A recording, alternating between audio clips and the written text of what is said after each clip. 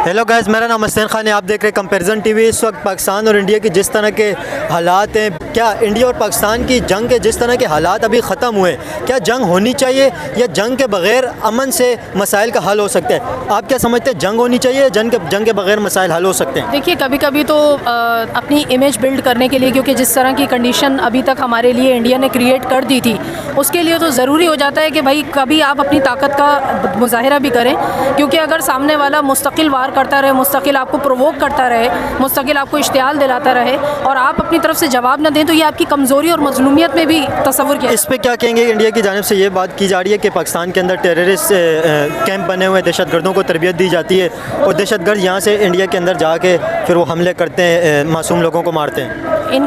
इस बात की तो हमारे जो आर्मी चीफ थे, उन्होंने वाज़िया तौर पर कई बार खुले पैमाने पे इन्वेस्टिगेशन की, वाज़िया तौर पे उन्हें हर तरह की उन्हें जो है ना ऑफ़र भी दी है। उन्हें हर तरह के लिए क्लेम कहा गया है कि आप जिस तरह की चाहें, आपने अपने सेलेक्टेड बंदे देख लें, न्यूट्रल बंदे, न्यूट्रल स्टेट लेवल पर आप एक इन्वेस्टिगेशन करवा सकते हैं। लेकिन अगर उनके पास ऐसी रिसोर्सेज ही नहीं है, क्योंकि वो अपना एक माइंड सेट लेकर बैठ गए हैं कि जी क्योंकि पाकिस्तान जो है वो टेररिज्म ही कार सरजा शुरू से रहा है, तो जाहिर है कि वो एक माइंड सेट लेकर चल रहे हैं और इसी वजह से उन्होंने बेबुनियाद तौर पर ये अटैक किया था, जिसका जवाब उन्हें बहुत खरा मिल गया। लेकिन आपको लगता है कि गवर्नमेंट जो फैसले करती है, किसी भी मुल्क की गवर्नमेंट हो, वो माइंड सेट किस वजह से फैसले करती है या कोई फैक्ट और फिगर देख के फैसले करती है? फैक्ट और फिगर तो सामने आ जाते हैं ना। देखें, यहाँ से तो फैक्ट और फिगर ही के बुनियाद पर सारा कुछ किया गया है और वो दिखाए भी गए, लेकिन उनके पास कुछ भी दिखाने के लिए नहीं था।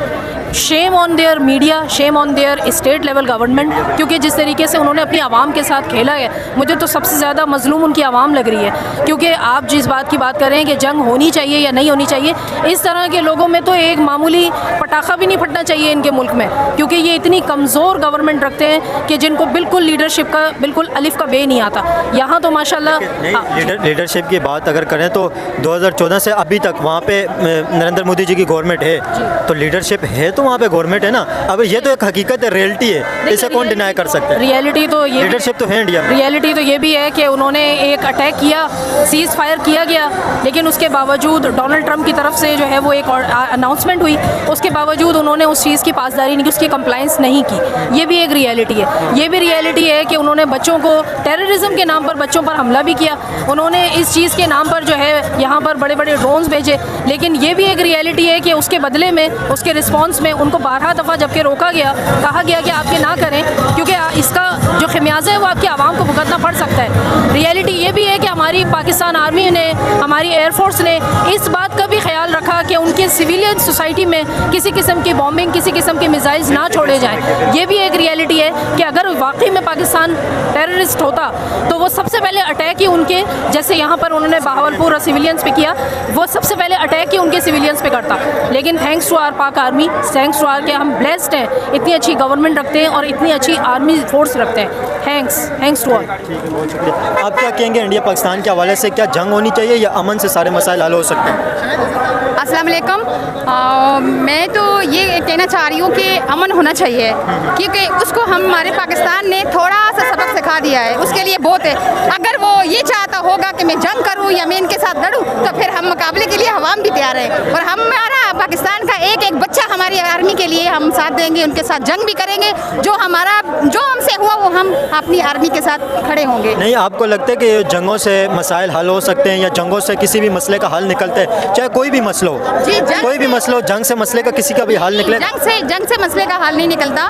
ये हाल तो यही है कि अमन होना चाहिए। पहले तो हम यही चाह रहे हैं कि अमन होना चाहिए। अगर वो नहीं चाहे तो फिर हम लोग खड़े हैं, फिर हम भी नहीं चाहते थे। पहले तो हमारी भी यही कोशिश है, तो अमन होना चाहिए इंडिया के साथ। आप इस हवाले से क्या कहेंगे कि ये कहा जा रहा है कि पाकिस्तान के अंदर दहशतगर्दों की पनाह गाहें, टेररिस्ट कैंप है, इस हवाले से क्या कहेंगे? नहीं, ऐसा कोई इशू नहीं है। हमारे पाकिस्तान के अंदर कोई दहशतगर्द नहीं है। सब हमारे पाकिस्तानी अवाम एक मुसलमान, एक कलमे की बुनियाद पे है। जहाँ मुसलमान होंगे, कलमे की बुनियाद होगी, तो वहाँ पे कोई दहशतगर्द नहीं होगा। कलमा एक दहशतगर्द नहीं कहलाएगा, कलमे पढ़ने वाला दहशतगर्द कभी नहीं होगा।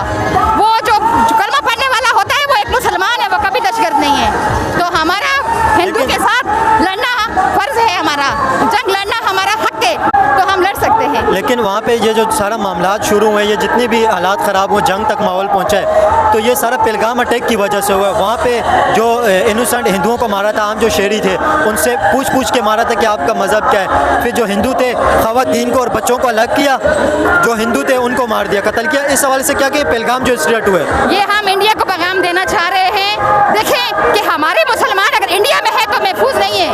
अगर मुसलमान मुल्क पाकिस्तान के अंदर जो हिंदू है वो महफूज है, यहाँ पे जितने भी हिंदू हैं तो वो महफूज है।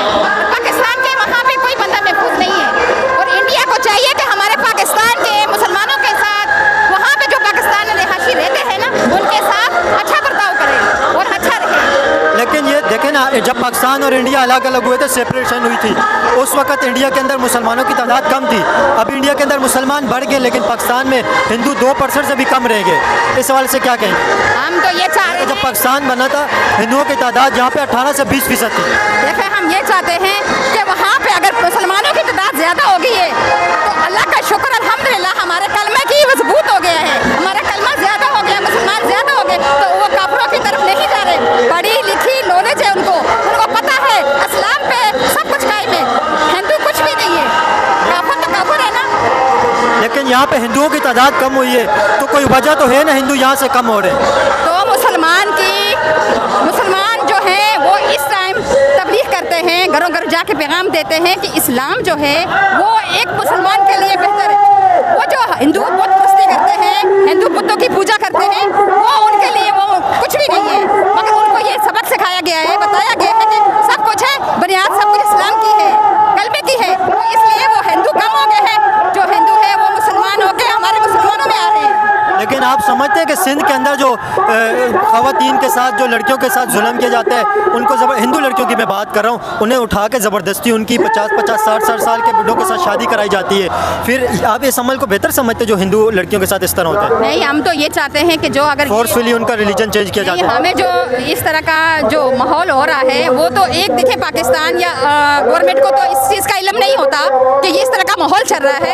ये तो एक जाती कबाली लोग हैं, वो जो काम करते हैं वो कबाली लोग हैं। नहीं, काफ़ी बड़ी तादाद के अंदर इस तरह हुआ है, ये एक दो केस नहीं है। वो देखें, वो कबाली लोग होते हैं, वो जो ये काम करते हैं। वडेरा हुकूमत है सिंध के अंदर, आप भी जानते हैं, मैं भी जानती हूँ, वडेरा हुकूमत है, वह वडेरा ये लोग काम करते हैं। ये ख़त्म हमारे पाकिस्तान में हो जाए, बाकी हमारे पाकिस्तान में सब अमन है। वडेरी हुकूमत हमारी जब तक है तो वो ऐसा होगा। आपको पता है 2 हफ्ते पहले पेशावर के अंदर एक हिंदू का मर्डर किया गया है। 2 हफ्ते पहले पेशावर के अंदर हिंदू का मर्डर किया गया, इस वजह से कि वो मुसलमान नहीं हो रहे थे, ज़बरदस्ती मुसलमान कर रहे थे। जब इनकार किया, उसका मर्डर कर दिया गया। इस अमल को क्या कहेंगे? क्या ये जायज़ है? ये जुल्म नहीं हो रही है? नहीं, मैं जहाँ रहती हूँ वहाँ पे हिंदू है, जहाँ पे मंदिर बना हुआ है, मंदिर बना के दिया गया है, मुसलमानों ने उनको मंदिर बना के दिया है। बिलावल भुट्टो की वहाँ पे आए हैं, मंदिर बना के देख लिए गए। मैं जहाँ रहती हूँ वहाँ पे हिंदू रिहायश है, मंदिर में जाते हैं अपने, हम लोगों के मुसलमानों ने उनको मंदिर बना के दिया है। अब कराची की बात कर रहे हैं। कराची की बात कर रही हूँ। कराची में थोड़े बहुत बड़ा शहर है, तो यहाँ पे थोड़ा बहुत सहूलत है, लेकिन यहाँ पे भी मंदिर तो तोड़े जा रहे हैं। मैं देख रही हूँ ना, वहाँ मुसलमान जो है हिंदुओं का बहुत अच्छा रहन सहन है। मेरे खुद घर में आती है, खाती है, पीती है, हिंदू लड़कियाँ मेरे साथ दोस्त है, ऐसा कुछ भी नहीं है। बहुत अच्छा उनके साथ बर्ताव किया जा रहा है। अब बाहर का माहौल का तो हमें नहीं पता, मगर मैं अपने एरिया का बोल रही हूँ, बहुत अच्छा माहौल है। आप क्या चाहते हैं, जंग होनी चाहिए, अमन होना चाहिए? देखिए, जंग तो किसी भी मसले का हल नहीं है, चाहे वो हम करें या इंडिया करे।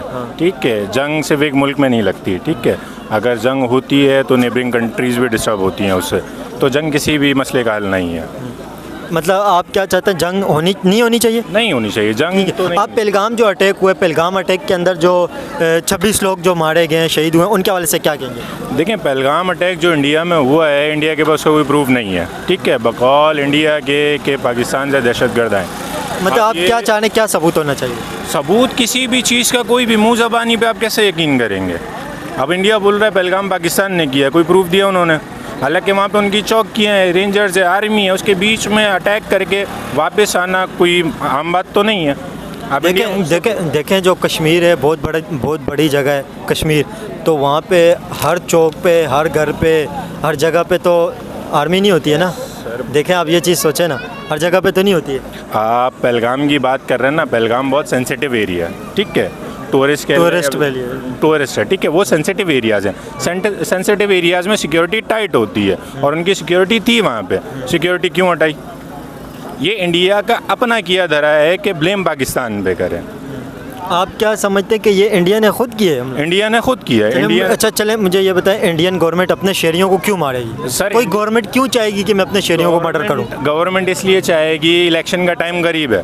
इंडिया में इलेक्शन तो हो गए, वो मोदी जी जीत गए। अभी दोबारा इलेक्शन का टाइम करीब है। मोदी को आप देखें, बिहार के एक स्टेट के अंदर इलेक्शन हो रहे हैं बस। सर बीजेपी है ना, बीजेपी है। अब उनके सपोर्टर्स टूट चुके हैं, इंडिया की आवाम को सच पता चल चुका है। अब उनके पास वोट कैसे लें? वो कुछ तो चाहिए ना इनको अपनी फेवर में लाने के लिए, तो ये अपनी फेवर में लाने के लिए सब चीज़ें कर रहे हैं। नहीं तो आपको पता है जो इंडिया की सबसे ज़्यादा पॉपुलर पार्टी है वो कौन सी है? बीजेपी। बीजेपी है ना। वो फिर क्यों है? वो फिर इस तरह के हमले करके वोट क्यों लेंगे? आप ये बताएं ना, बीजेपी फेमस क्यों है? बीजेपी फेमस सिर्फ मज़हब के उस पर है। ठीक है, आप देख लें जब से मोदी आए इंडिया में क्या टैक्स हो रहा है। लेकिन क्या आपको वो- एक और चीज़ आपको पता है, इंडिया की इकोनॉमी 2014 में जब मोदी जी नहीं आए थे उससे पहले क्या थी? सर इकोनॉमी, और इससे अभी इंडिया की इकोनॉमी वर्ल्ड की 5th लार्जेस्ट इकोनॉमी है। अभी और आईटी के अंदर इंडिया नंबर 1 पे जा रहा है। बड़ी बड़ी गिर गई। कंपनियों के सीईओ इंडियंस हैं। इकोनॉमी गिर गई। आप इकोनॉमी चेक कर लें कल के बाद से। वो स्टॉक मार्केट बम्बई की डाउन हुई है, क्रैश क्यों हुई? क्रैश तो नहीं हुई लेकिन डाउन हुई है, मनफी में चली गई। वो दोबारा ठीक हो जाएगी यही जंग के बाद। यही तो चीज़ है ना, जंग कोई हल नहीं है। ठीक है, इस चीज़ का। दूसरी चीज़ आप बोल रहे हैं पहलगाम और इंडिया का। ठीक है, इकोनॉमी हर कंट्री के अप डाउन्स होते रहते हैं। ठीक है, जीडीपी भले उनकी हमसे ज़्यादा है, कोई मसला नहीं है। लेकिन एक चीज़ आप ये देखें ना कि ये जो अटैक हुआ है बेसिकली ये किसने कराया? आप अटैक की बात कर रहे हैं ये ना, किसने कराया? कैसे कराया आप मुझे बताएं। अगर चलें आप मुझे ये बताएं कि इंडिया में इतना दम है हमारे मलिर कैंट में या किसी भी कंटोनमेंट इदारे में आके अटैक करें, वो किस बेस से हो सकता है? आप ये सोचो, या हमारे टूरिस्ट प्लेस पे अगर कोई अटैक हो रहा है तो वो छोटी चीज़ तो नहीं है, ऐसे ही। वो बड़ी चीज़ है। इंडिया सिर्फ इस टाइम सियासत खेल रहा है अपनी सियासत चमकाने के लिए। ठीक है, आप कह रहे हैं ये हमला इंडिया ने किया है। मुझे आप ये बताएं, आपके पास सबूत है इसका कि इंडिया ने किया या मोदी जी ने किया? सर मैं प्रूव कर सकता हूँ। क्या प्रूफ है आपके पास? आप देख लें। प्रूफ ऐसे है कि जो टूरिस्ट प्लेस है वहाँ पे आपकी सिक्योरिटीज़ होती हैं। देखिए सिक्योरिटी लैप्स हो जाता है, ये तो कोताही तो हो ही जाती है ना। सुने ना सर, अब पूरी बात तो सुने। फिर वहाँ पे चेक पोस्ट थी, चेक पोस्ट से आर्मी कहाँ गई? ठीक है, वहाँ पे जो अटैक हुआ है, जो वहाँ पे ज़ख्मी हुए हैं, उनको किसने रेस्क्यू किया और कौन लाया? पब्लिक ने रेस्क्यू किया। कैसे? आर्मी कहाँ थी? पुलिस कहाँ थी? टूरिस्ट प्लेस से आप सिक्योरिटी हटा कैसे रहे जब सेंसिटिव है? सिक्योरिटी हटाना किसके हाथ में? आवाम के या सरकार के? फिर ब्लेम कौन करेगा? किस पे ब्लेम आएगा? आवाम पे या सिक्योरिटी पे? दूसरी बात कराची की वो अवाम है, आपने जितने भी ड्रोन मारे हैं ना, ये ड्रोन के पीछे भागे हैं। हमारी अवाम तो वो अवाम है कि आप इनको बोलोगे ना मिसाइल आ रहा है, ये तो मिसाइल के पीछे भागेंगे। कौन सा मिसाइल है? हमारी अवाम डरने वाली नहीं है। अब बात ये कि हमारा बच्चा पैदा होता है ला इलाह से। ठीक है, ला इलाह से पैदा होता है, उसको पता है कि अगर मैं शहीद हो गया तो जन्नत है, बच गया तो मैं गाजी हूँ। दोनों दर्जे हमारे लिए बड़े हैं, तो हम क्यों डरेंगे किसी? हमें पता है कि यार मौत तो आनी है ना, लेकिन मौत अगर शहादत की आए तो इससे बेहतर हमें कुछ नहीं चाहिए।